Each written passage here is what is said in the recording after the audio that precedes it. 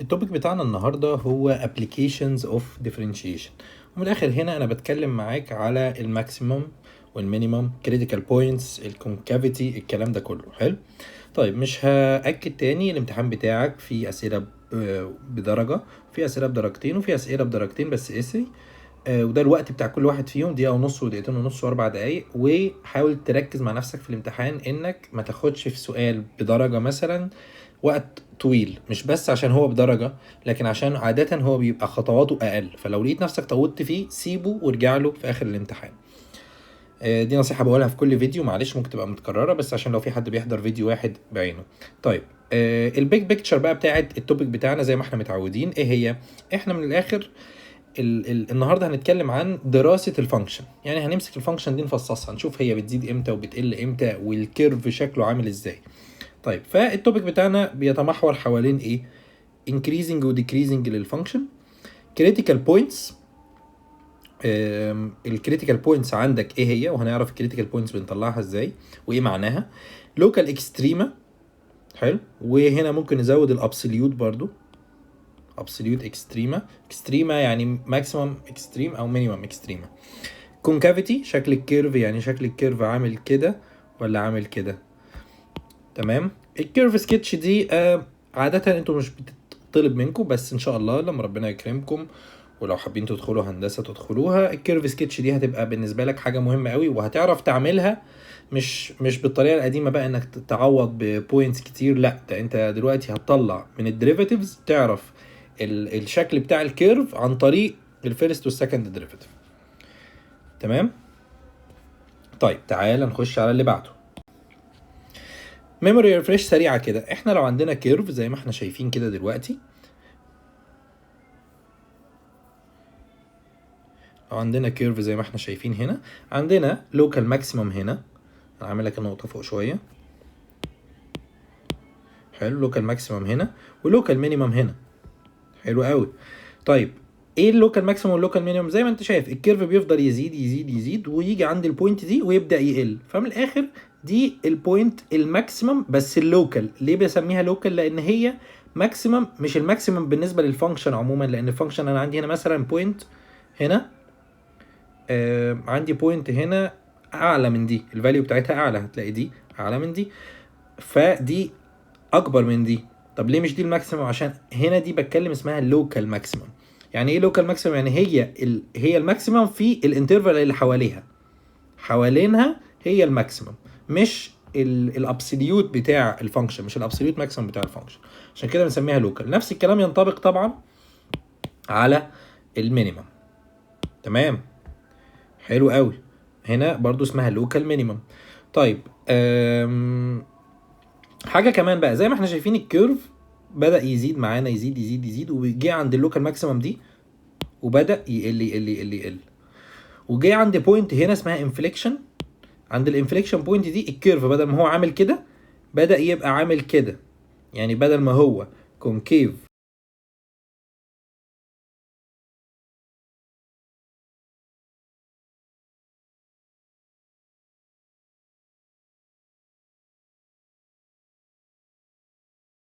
وبعدها بيزيد. هنا عندنا لوكال مينيمم، ليه؟ لان هنا الكيرف زي ما هو كان بيقل وفضل يقل حتى بعد الانفليكشن بوينت، وبدأ يزيد بعد اللوكال مينيمم بوينت. تمام، ده باختصار الجزء ده. طيب اعرف منين بقى هو increasing ولا decreasing؟ واعرف منين الانفليكشن بوينت؟ سهله قوي. تعال نمسح الكلام ده بس عشان ايه ما نشوشرش. حلو قوي، سهله قوي. ساوي لي او سوري طلع الاف داش اوف اكس. مثلا انت عايز تشوف الكيرف في الحته دي او عند البوينت دي بيزيد ولا بيقل، هتعمل ايه؟ هتجيب اف داش اوف اكس، هتعمل ديريفاتيف للفانكشن وتعوض عنها بالفاليو بتاعت اكس هنا. لو الفاليو بتاعتك طلعت اكبر من زيرو يبقى الفانكشن دي انكريزنج، طلعت اصغر من زيرو يبقى الفانكشن دي ديكريزنج.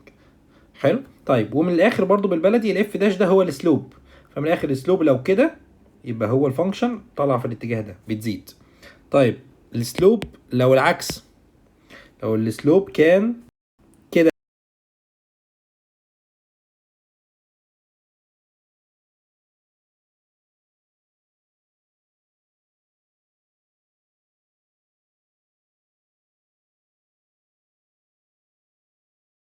يبقى انت كده مينيمم، او انت سوري انت كده بالديكريز. طيب بغض النظر ده لو انت عايز تشوفها على الجراف، لكن هي بشكل عام انت بتعوض فيها الجبريك عادي، بتشوف الاف داش وتعوض في الاكس بالمكان الفلاني وتشوف هي اكبر من زيرو انكريزنج، اصغر من زيرو ديكريزنج.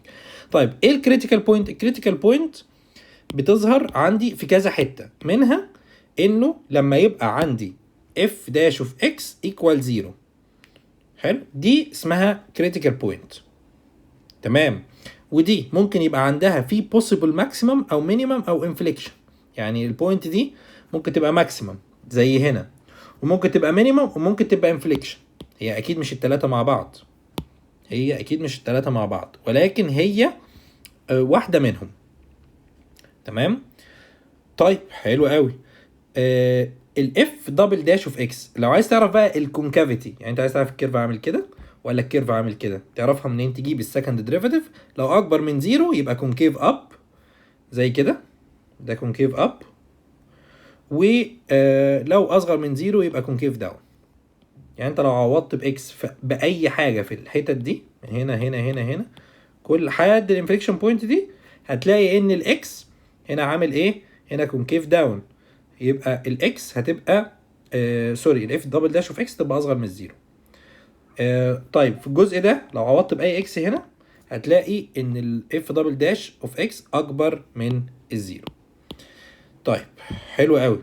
اخر حاجه الانفليكشن بوينت عشان اطلعها، احنا طبعا هنعيد الكلام ده تاني بس انا بقوله لك بشكل سريع. يعني الانفليكشن بوينت اللي هي دي اطلعها ازاي؟ لو عندك اف دبل داش اوف اكس بزيرو والكونكافيتي تشينجز. يعني ايه؟ يعني انت عندك اف دبل داش اوف زيرو، اف دبل داش اوف اكس قصدي، يعني مثلا اكس هنا نفترض بخمسة، يبقى اف دبل داش اوف خمسة ايكوال زيرو. وجيت تحسب اف دبل داش هنا مثلا اوف 4 ولقيتها بوزيتيف، واف دبل داش اوف 6 مثلا ولقيتها نيجاتيف، في الحاله دي ده انفليكشن بوينت. لكن لو هنا بوزيتيف او نيجاتيف، لا دي مش انفليكشن بوينت. طب بوزيتيف نيجاتيف بوزيتيف، تبقى دي انفليكشن بوينت. تمام. طيب تعال نخش بقى على الرولز والرول بورد الجامده جدا بتاعتنا. طيب الرول بورد عندنا هنا بتتكلم في ايه بقى؟ طيب هنعيد كل اللي قلناه بس بشكل بقى اهدى عشان نستوعب كل حاجه. طيب تعال نبص مع بعض. الانكريزنج والديكريزنج فانكشن. حلو. ازاي احسبها؟ زي ما قلنا الانكريزنج بطلع اف داش اوف اكس عند الاكس الفلانيه واشوفها هي اكبر من زيرو في الانترفال دي ولا اصغر من زيرو. طيب الديكريزنج اف داش اوف اكس بشوفها زي ما قلنا الانكريزنج اكبر من زيرو والديكريزنج اصغر من زيرو. الكونستانت، يعني ايه كونستانت؟ يعني في الحته دي الاف دبل داش اوف اكس لا هي بتنكريز ولا هي بتديكريز. من الاخر يعني، من الاخر برضو ايه، انت ممكن الفانكشن بتاعتك تبقى بتنكريز وتيجي عند حته تقف تبطل انكريز، والحته اللي بعدها تبدا تديكريز. طيب ده معناه ايه؟ ده معناها ان دي طبعا ماكسيمم بوينت. ولكن ده اللي بحاول اقوله لك، ان انت بتعرف ان ايه الماكسيمم والمينيمم. الماكسيمم والمينيمم هي اللي الفانكشن عندها بتبقى كونستانت، زي ما تقول ما بتتغيرش للحظه. طبعا هي عادات هي بتتغير، بس في البوينت دي هي مش بتتغير. حلو. وده معناها زي ما انا كاتب لك هنا، ده زيرو سلوب every where. ده every where لو انت عندك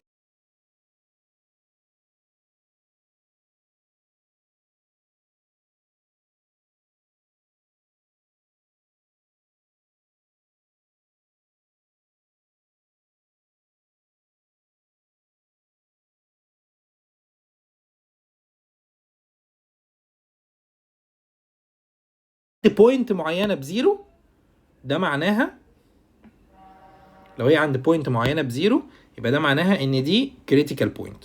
بس هنا انا بتكلم عندك على الانترفال. لو عندك انترفال كامله الاف داش بزيرو، في الحاله دي يبقى الفانكشن دي كونستانت في الانترفال دي. تمام. طيب نخش على اللي بعده، الكريتيكال بوينتس واللوكال اكستريما. الكريتيكال بوينت زي ما قلنا هي اللي عندها اف داش عند البوينت دي بحد ذاتها اللي هي مثلا عند x equal c بزيرو. او مش بس كده، انت لو عندك فانكشن فيها denominator يعني فيها ترم من تحت هنا، الترم ده لو بزيرو يعني الفانكشن undefined عند البوينت دي، فدي برضو critical point. فانت لو عندك فانكشن نيوميريتور بس ما فيهاش دينومينيتور خلاص زي الفل، ساويها بزيرو. طب لو عندك فانكشن فيها نيوميريتور والدينومينيتور، ساوي النيوميريتور بزيرو مره والدينومينيتور بزيرو مره، هيطلع لك هنا كريتيكال بوينتس وهنا كريتيكال بوينتس. طيب ازاي اطلع بقى اللوكال اكستريما؟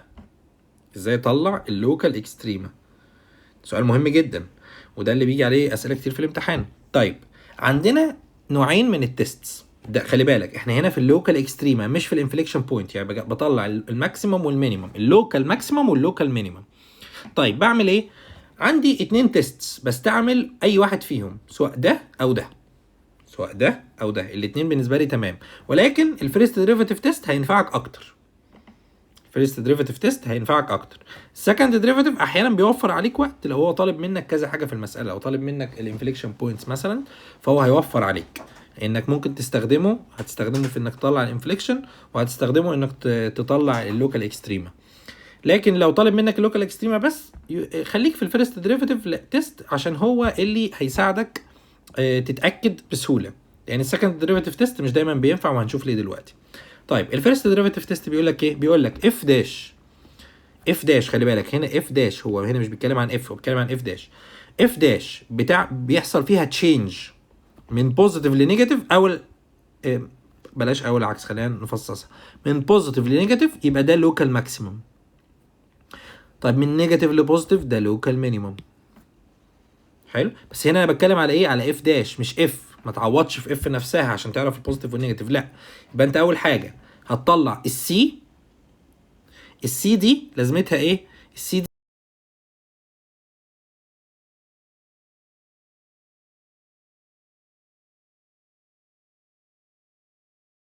المرشحه ان هي تبقى ماكسيمم او مينيمم. حلو، فعشان كده انت لازم تطلع الكريتيكال بوينتس الاول. ازاي؟ تعمل ديريفاتيف للفانكشن وتساويها بزيرو. طيب بعد ما طلعت الكريتيكال بوينتس هتلاقي عندك انترفلز، مثلا الكريتيكال بوينت بتاعتك طلعت 1 و 3، يبقى انت عندك انترفال من نيجاتيف انفينيتي ل 1، ومن 1 ل 3، ومن 3 لانفينيتي. هتعوض بفاليو في النص ما بينهم، وتشوف دايما الساين تشينج، تشوف اتغير من بوزيتيف لنيجاتيف او من نيجاتيف لبوزيتيف، يبقى كده ده لوكال ماكسيمم او لوكال مينيمم. حلو، ده الفيرست ديريفاتيف تيست، كده انت طلعت اللوكال اكستريما. طيب لو عايز تستخدم السكند ديريفاتيف تيست، نفس الكلام، هتطلع الكريتيكال بوينتس، وبعدها بقى بدل ما تعوض ببوينتس حوالين البوينت الكريتيكال دي، يعني انت مثلا طلعت 1 و 3، هتعوض مثلا ب0 و2 و4، كده عوضت بوينتس في النص في اف داش. لا، اعمل سكند ديريفاتيف تاني، طلع اف دبل داش، واحسب الفاليو عند الكريتيكال بوينت دي اللي هي سي، يعني عند 1 و 3. طيب عند 1 طلعت اصغر من 0، خلي بالك دي مخادعه شويه، لان احنا متعودين اكبر من 0 انكريزنج في الماكسيمم في كده، لا بس خلي بالك لو الاف دبل داش طلعت اصغر من 0 يبقى انت لوكال ماكسيمم. طيب اف دبل داش طلعت اكبر من 0 يبقى انت لوكال مينيمم. حلو، يعني هنا في السكند ديريفاتيف تيست مخادع شويه، افتكر، ودي ممكن تغلط ناس كتير. اف دبل داش اصغر من 0 يبقى لوكال ماكسيمم، اكبر من 0 يبقى لوكال مينيمم، اكبر مينيمم، اصغر ماكسيمم. طيب لو الاف دبل داش، انت كده طلعت الكريتيكال بوينت اللي عندها اف داش بزيرو. طيب اف دبل داش لو جيت تحسبها ما طلعتش لا اصغر من 0 ولا اكبر من 0، طلعت بزيرو، انكونكلوسيف. يعني ايه؟ يعني من الاخر التست ده ملهوش لازمه معاك. يعني ايه ملوش لازمه يا مستر؟ يعني ترجع تاني زي الشاطر تعمل الفيرست ديريفاتيف تيست، ما عندكش غيره دلوقتي. حلو، وعشان كده بقول لك يفضل تستعمل فيرست ديريفاتيف unless هو طالب منك الانفليكشن بوينتس، فساعتها انت تعمل ديريفاتيف كده مره تانية. حلو، طيب لو طلع معايا حتى في الفيرست ديريفاتيف تيست اف داش مش بتتغير، مش بيحصل ساين تشينج، يعني مش بوزيتيف لنيجاتيف او نيجاتيف لبوزيتيف، لو لقيتها بوزيتيف او نيجاتيف، يبقى دي لا لوكال ماكسيمم ولا لوكال مينيمم، هي كريتيكال بوينت ولكن هي لا لوكال ماكسيمم ولا لوكال مينيمم. احتمال تبقى انفليكشن بوينت، ولكن مش اكيد برضو تبقى انفليكشن بوينت. عشان تبقى انفليكشن بوينت لازم الاف دبل داش بتاعها يبقى بزيرو. وهنشوف الانفليكشن بوينت بتحسب ازاي. ولكن قبل الانفليكشن بوينت عشان ما نسبقش المواضيع عندنا الابسوليوت اكستريما. احنا هنا شفنا اللوكال اكستريما، كان هنا عندنا الابسوليوت. ايه الفرق؟ ولا اي حاجه. الابسوليوت من الاخر هو بيديك انترفال، الانترفال دي من A ل B. يعني ايه؟ يعني انترفال مثلا من 1 ل 3، وبيقول لك احسب لي الابسوليوت ماكسيمم هنا. كده انت هيطلع انت من الاخر محتاج تعمل حاجتين. هتمشي خالص الستبس، تمشي طبيعي خالص الستبس بتاعه اللوكال اكستريما. حلو. هتطلع الكريتيكال بوينتس. حلو. وعند الكريتيكال بوينتس هتحسب الفانكشن اف. عند الكريتيكال بوينتس هتحسب اف، وعند الاند بوينتس اللي هي A و B هتحسب اف برضو. الابسوليوت ماكسيمم هي اكبر فاليو وسط كل اللي طالع لك، والابسوليوت مينيمم اصغر فاليو وسط كل اللي طالع لك. انت حتى مش لازم تعمل الفيرست ديريفيتيف تيست او السكند ديريفيتيف تيست، وفر على نفسك وقت. انت طلعت مثلا الكريتيكال بوينتس بتاعتك 2 و4. 4 دي بره الانترفال، يبقى خلاص مش معايا، يبقى معايا 2. خلاص انا مش هحسب بقى الفيرست ديريفيتيف تيست واطلع اتاكد اف داش بتعمل ساين تشينج ولا لا، او اعمل سكند ديريفيتيف واحسبها. لا، انا مش هعمل كل ده. انا عندي دلوقتي 2 وعندي 1 و 3. هعوض في الاف خلي بالك، ودي من الحاجات المهمه. ركز انت بتعوض في ايه. هتعوض في الاف نفسها، ده انت هنا بتحسب الابسوليوت. هتعوض في الاف نفسها بال2 مره وبال3 مره وبال1 مره، واكبر فاليو تطلع معاك هي الابسوليوت ماكسيمم، واصغر فاليو هي الابسوليوت مينيمم. طيب نخش على اللي بعده، الكونكافيتي والانفليكشن بوينتس. كونكيف اب الاول. يعني ايه كونكيف اب؟ يعني يو شيب. حلو. كونكيف اب يعني مفتوح لفوق اهو. كونكيف اب فاتح بقه لفوق. كونكيف داون فاتح بقه لتحت. يو بس مقلوبه. طيب الكونكيف اب من الاخر يعني ايه؟ يعني اف دبل داش اكبر من الزيرو. كيرف بينز upward like a ball، يعني زي ما احنا شايفين كده. اف دبل داش اكبر من الزيرو، يبقى انت هنا اف دبل داش اكبر من زيرو يبقى انت كونكيف اب. اف دبل داش اصغر من زيرو يبقى انت كونكيف داون.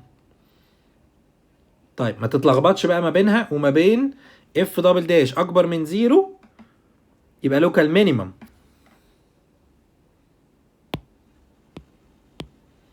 واف دبل داش اصغر من زيرو يبقى لوكال ماكسيمم. دي حاجه ودي حاجه، خلي بالك فرق ما بينهم. احنا هنا بنطلع انفليكشن بوينتس وكونكافيتي، هنا احنا بنطلع لوكال ماكسيمم ولوكال مينيمم، فما تتلخبطش بين الاثنين دول. طيب هنا انت عرفت كونكيف اب وكونكيف داون، يعني عرفت البيهيفير بتاع الفانكشن. طب لو انت عايز تطلع الانفليكشن بوينتس، البوينتس اللي عندها الكيرف بيتحول بدل ما هو يو شيب لفوق او كونكيف اب يتحول لكونكيف داون زي ما شفنا في الجراف اللي فات. طيب بتحسبها ازاي؟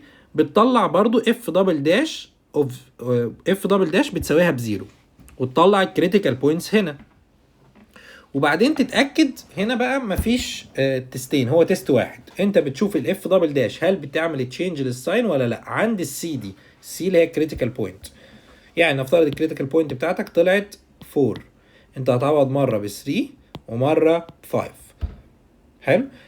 هل هنا كانت بوزيتيف ولا نيجاتيف؟ وهنا كانت بوزيتيف ولا نيجاتيف؟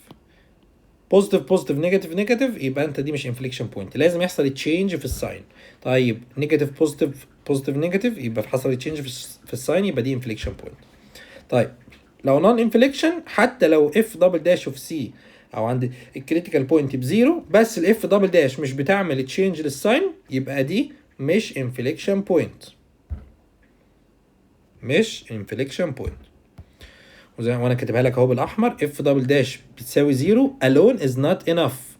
اوعى يقول لك انفليكشن بوينت تساوي الاف دبل داش بزيرو وتطلع الكريتيكال بوينت هنا. دي اسمها كريتيكال بوينت، بس it's not an inflection point.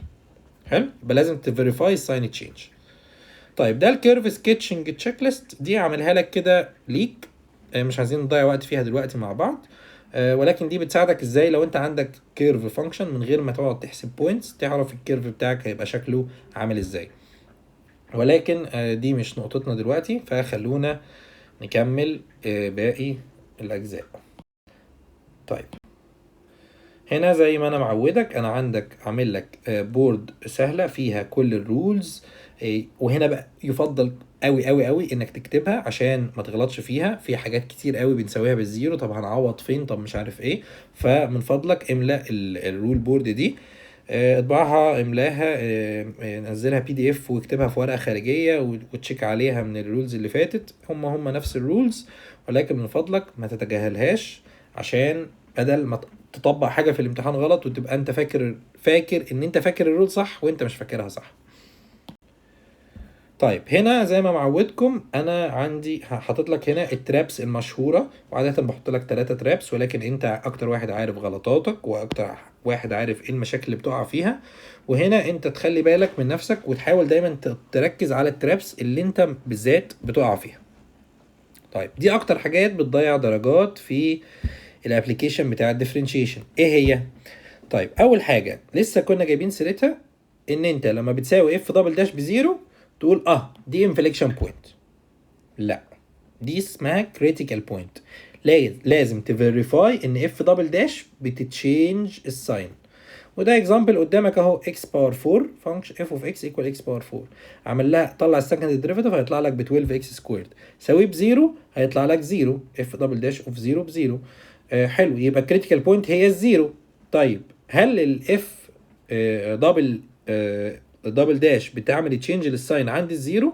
عوض كده بنيجاتيف 1 مره وب1 مره، هتلاقي انه نيجاتيف 1 سكويرد ب 1 و1 سكويرد ب 1. ففي الحالتين هتطلع لك فاليو بوزيتيف، no sign change، وبالتالي it's not an inflection point. طيب ولو رسمت الكيرف بتاع x باور 4 هتلاقيه عامل كده شبه x باور 2 يعني، بس هو هتلاقيه اضيق شويه يعني بيزيد اسرع. ولكن زي ما انت شايف الكونكافيتي زي ما هي، هو في كل الاحوال عامل يو شيب لفوق او كونكيف اب يعني. تمام، حلو. فمش اف دبل داش بزيرو يعني انفليكشن بوينت على طول. طيب ايه بقى اللي انت تصلح الموضوع ده ازاي؟ اول ما تطلع الاف داش اوف زيرو دايما افتكر انك تتست الفانكشن، تعمل التست بتاع الانفليكشن بوينت. طيب لو عندك كلوزد انترفال اي بي وطالب منك الابسوليوت ماكسيموم او مينيموم، انت بتبقى شاطر قوي وبتعرف تطلع اللوكال ماكسيموم والمينيموم. حلو. ولكن بتنسى تحسب عند الباوندريز. مش انت بس، معظم الطلبه لو في حد بيغلط في الحته دي فهو هيبقى بيغلط في الجزء بتاع الباوندريز. حلو. واحيانا اصلا انت ممكن ما تلاقيش كريتيكال بوينت في الانترفال اللي هو مديها لك. هتعمل ايه في الحاله دي؟ بكل سهوله هتعوض في الليميتس بتاعت الانترفال اللي هي A و B. تمام. فاوعى تنسى انك تحسب الليميتس بتاعت الانترفال وانت بتطلع الابسوليوت ماكسيموم والمينيمم. وزي ما قلت انت في الابسوليوت مش محتاج حتى تطلع اللوكال ماكسيموم والمينيمم، انت محتاج تطلع الكريتيكال بوينتس من اف داش اوف اكس بزيرو، طلع الاكسات اللي عندها اف داش بزيرو وتحسب عندها هي والباوندريز، واعلى فاليو هي الابسوليوت ماكسيموم واقل فاليو هي الابسوليوت مينيمم. بس على كده، مش محتاج تطلع اللوكال، مش محتاج تعمل الفيرست ديريفيتيف تيست او السكند ديريفيتيف تيست. طيب تالت بوينت، لو انت عندك اف داش عند كريتيكال بوينت بزيرو واف دبل داش بزيرو، طب انا كده يا مستر دي ماكسيمم ولا مينيمم؟ لا ماكسيمم ولا مينيمم، او خلينا ابقى ادق انا ما اعرفش. لو انا عندي اف دبل داش بزيرو فانا هنا زي ما انا كاتب لك السكند ديريفيتيف تيست تيلز يو nothing. ده مش معناه انه مفيش ماكسيمم ومينيمم، ولا معناه ان في ماكسيمم ومينيمم، ده معناه ان انا ما اعرفش بكل بساطه. فزي الشاطر زي ما قلنا ترجع للفيرست ديريفيتيف تيست تاني. حلو. زي ما كاتب لك مش معناها مفيش ماكسيمم او مينيمم، لازم ترجع للفيرست ديريفيتيف تيست هو اللي هيحدد لك بقى فيه ولا مفيش. دي اشهر الترابس في التوبيك ده. طيب هنا ريتش وركد اكزامبل، زي ما معودك برضو اكزامبل بسيط وسهل، وفي الاغلب هتبقى خدته دايما في نص السنه او انت التوبيك ده بيتشرح لك، بس انا هنا بحاول اشرح لك وبنسترجع الرولز كده مع بعض. طيب هو مديك فانكشن باور 3 بولينوميال لذيذه جدا، الديفرنشيشن بتاعها ما فيهوش مشاكل. بيقول لك طلع لي اللوكال اكستريما بتاعت الفانكشن، الانفليكشن بوينتس والانترفالز بتاعت الانكريز والديكريز فور اف اوف اكس. قال لك يعني ايه من الاخر، شقلب لي الفانكشن دي وشوف لي الكلام على ايه. طيب بكل بساطه هنعمل ديريفاتيف للفانكشن دي، اعتقد كلنا نعرف نعمل ديريفاتيف هنا 3x سكويرد minus 6x minus 9.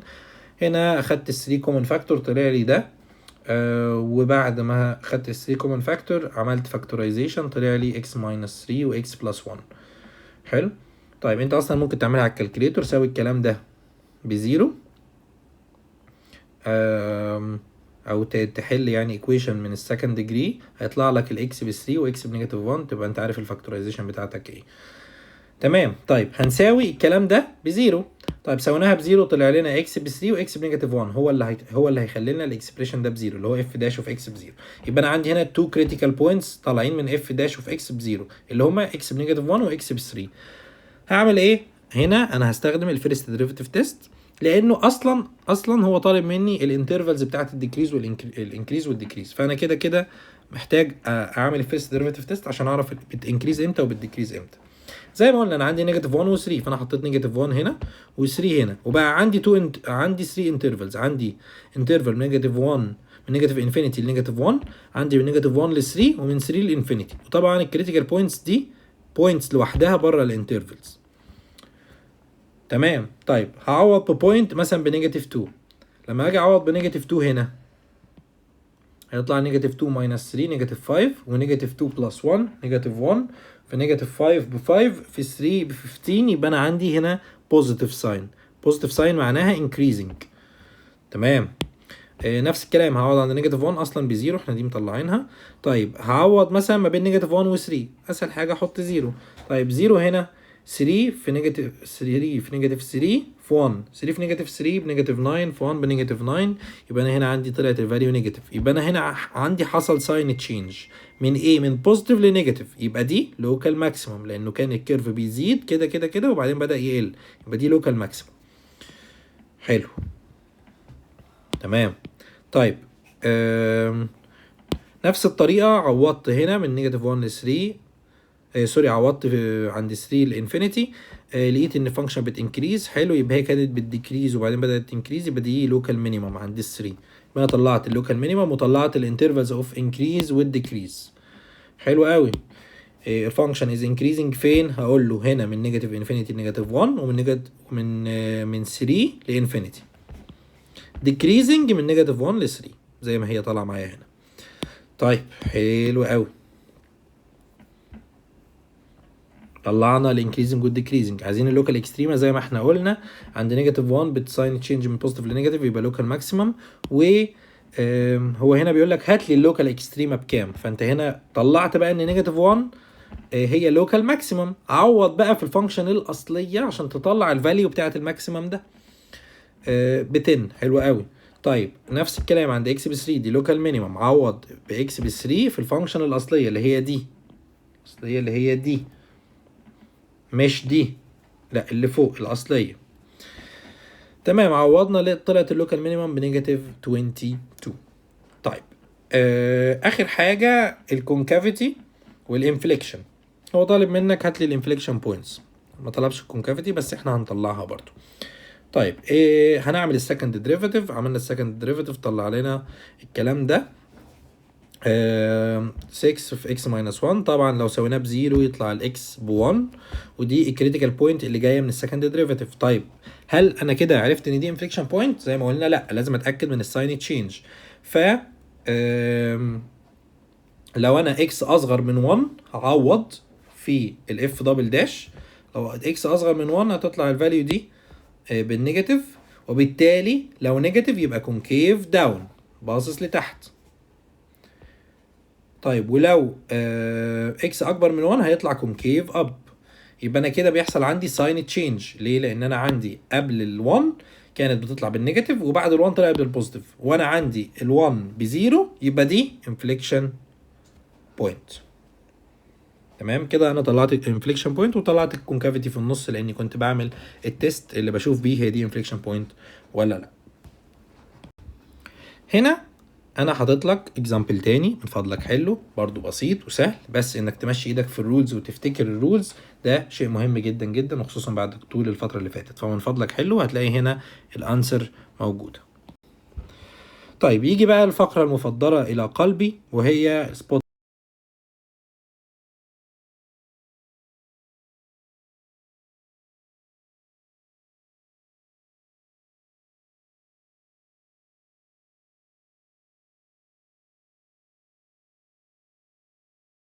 طيب هناخد اكزامبل زي ما هناخد اكزامبل دلوقتي. بيقول لك هات الانفليكشن بوينتس بتاعه الفانكشن دي 3x باور 5 minus 5x باور 4. حلو جدا. الراجل تعال نشوف الطالب الجميل ده عمل ايه. طلع اف داش. ماشي، ما انا انفليكشن بوينت محتاج اجيب الاف دبل داش اساسا، فطلعت الاف داش. هل هو عملها صح؟ 3 في 5 15 x باور 4 x باور 4 minus 5 في 4 ب 20 x باور 3. حلو، عمل فيرست ديريفيتيف صح. اف دبل داش اعمل ديريفيتيف لده 15 في 4 ب 60 x باور 3 minus 20 في 3 ب 60 x باور 2. حلو. طيب هو هنا اخد 60 x باور 2 كومن فاكتور، يطلع له هنا x minus 1. حلو جدا. طيب f داش اوف x equal 0، هسويها ب0، هيطلع معايا الاكس مره ب1 ومره ب0. حلو، يبقى دول التو كريتيكال بوينتس عندي. طيب بص هو هنا عمل ايه؟ f of 0 equal 0، هو حسب على طول الفاليو f of 0 equal 0 و f of 1 equal 3. سوري، f of 1 equal 3 minus 5 اللي هي بنيجاتيف 2. يعني من الاخر طلع لي التو بوينتس 0 0 0 و1 ونيجاتيف 2. تمام، ولقى الاجابه هي نمبر ايه. هل الكلام ده صح؟ طبعا انا مش متاكد. ليه؟ لان هو نسي يعمل حاجه مهمه جدا. نسي يعمل تيست للبوينتس دي ويشوف هل الاف دبل داش عملت ساين تشينج ولا لا. طيب تعال نجربها احنا مع بعض. احنا عندنا هنا اهو اكس ب0 واكس ب1. تمام، انا عايز اتست هل دي انفليكشن بوينت ولا لا، وهل دي انفليكشن بوينت ولا لا. طيب هعمل ايه؟ هعوض مره مثلا بنيجاتيف 1.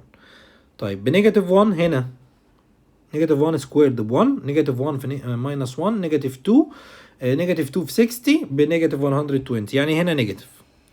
طيب من 0 ل 1 عوض يا باشا بنص. نص سكويرد ده يطلع لي بوزيتيف، نص ماينس 1 يطلع لي نيجاتيف. يعني هنا نيجاتيف وهنا نيجاتيف، يبقى 0 0 دي مش عندي، دي مش انفليكشن بوينت. طيب تعال نشوف ال1. تعال نعوض بفاليو بعد ال1. 2 مثلا، 2 سكويرد بوزيتيف و2 ماينس 1 بوزيتيف، يبقى هنا بوزيتيف. هنا حصل ساين تشينج. طالما حصل ساين تشينج يبقى دي ايه؟ انفليكشن بوينت. يبقى انا عندي انفليكشن بوينت واحده بس اللي هي 1 ونيجاتيف 2.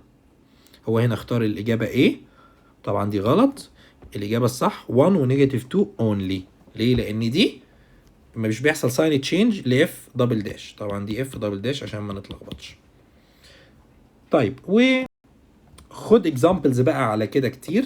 ادي انا مديك 4 بروبلمز، وفي الاخر خالص نفس الفكره سبوت ميستيك، وفي الاخر انا بقول لك اهو الغلطه هنا.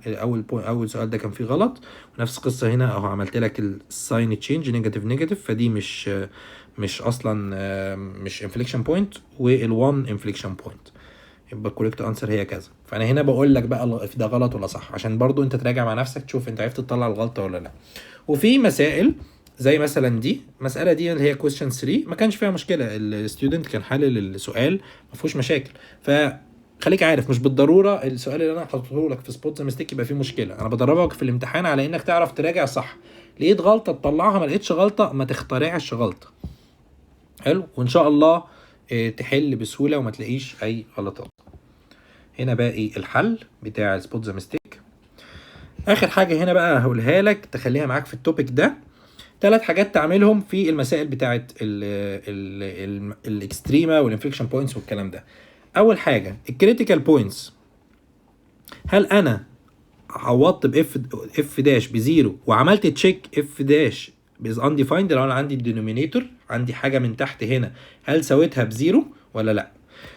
طيب لو انا عندي على انترفال وطالب مني الابسوليوت ماكسيمم والابسوليوت مينيمم على انترفال، هعمل ايه؟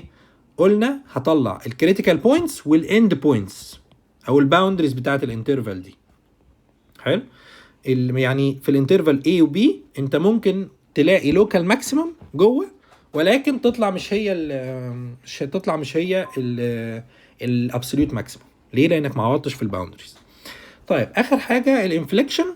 هل انا عملت تشيك ان اف دبل داش بتتشينج الساين ولا غلطت نفس غلطه الطالب في بروبلم 1؟ حلو، اف دبل داش انك تساويها بزيرو ده مش انف انك تحدد الانفليكشن بوينت، لازم تتاكد من الساين تشينج. ده باختصار التوبيك ده. انا لخصته لك بشكل سريع. ولكن هو هنا انا مش حاطط لك افكار او حاجه، انا هنا بفكرك بالرولز عشان ترفرش كده وتستعيد الذاكره بتاعتك في الماس. ولكن انا عامل 3 امتحانات في ليالي الامتحان، كل امتحان لمده ساعتين هطلع لايف، وهتلاقي اللينك بتاعهم في جروب التليجرام اللي انا سايبه لك هنا، الكيو ار كود بتاعه هنا واللينك اهو. خش عليهم هتلاقي اللينكات اللي البي دي اف ده وكل البي دي افس بتاعت باقي السمريز، ولينكات الفيديوهات بتاعت شرح السمريز، وهتلاقي لينكات ال3 امتحانات اللي انا عاملهم لك، كل امتحان فيهم فيه افكار حلوه. وانا بدربك انك تبقى في وقت الامتحان هطلع لايف لمده ساعتين فيها ورقه الامتحان، وهحاول اسيميليت ليك ظروف الامتحان، وانت لو دخلت الحمام ده بيتحسب من وقت الامتحان عشان تتاكد وتشوف انت بتعرف تدير وقتك جوه ازاي. فجوين جروب التليجرام دلوقتي عشان تلاقي كل الحاجات اللي انت محتاجها هناك، وربنا معاكم يا شباب.